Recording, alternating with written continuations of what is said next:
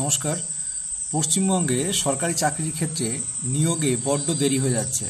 এই জন্য নবান্ন থেকে একটা গুরুত্বপূর্ণ নির্দেশিকা প্রকাশিত হলো যে সরকারি চাকরিতে অনেক দেরি হয়ে যাচ্ছে নিয়োগ প্রক্রিয়ায়। এই জন্য 30 দিনের মধ্যে পুলিশি যাচাই প্রক্রিয়া শেষ করতে হবে। এখানে দেখুন পরিষ্কার বলা হচ্ছে যে নবান্নের তরফ থেকে পরিষ্কার বলা হয়েছে, স্কুল সার্ভিস কমিশন এবং অন্যান্য যে সমস্ত রিক্রুটমেন্ট বোর্ড আছে সেখানে স্পষ্ট জানানো হয়েছে যে সুপারিশপত্র দেওয়ার পর অর্থাৎ নিয়োগপত্র দেওয়ার পর 30 দিনের মধ্যে পুলিশি যাচাই মেডিকেল রিপোর্ট প্রস্তুত করতে হবে এবং পুলিশি যাচাইয়ের ক্ষেত্রে যদি প্রার্থীর সঙ্গে সরাসরি সাক্ষাতের প্রয়োজন হয় তাহলে সেই প্রক্রিয়া নির্ধারিত সময়ের মধ্যে সম্পূর্ণ করতে হবে।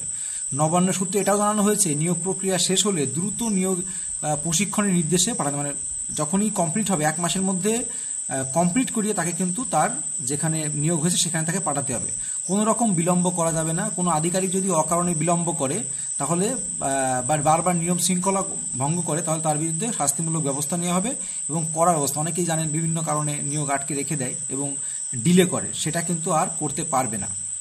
30 দিনের মধ্যে নিয়োগ প্রক্রিয়া, অর্থাৎ এই যে নিয়োগ প্রক্রিয়া বলতে আপনাদের মেডিকেল বলুন বা অন্যান্য যে প্রক্রিয়াকরণগুলো থাকে, পুলিশ যাচাই ভেরিফিকেশন, সব যেগুলো থাকে সেগুলো সব কমপ্লিট করতে হবে। এটা কিন্তু একদম নবান্ন থেকে নির্দেশ। এটা খুব ভালো হলো।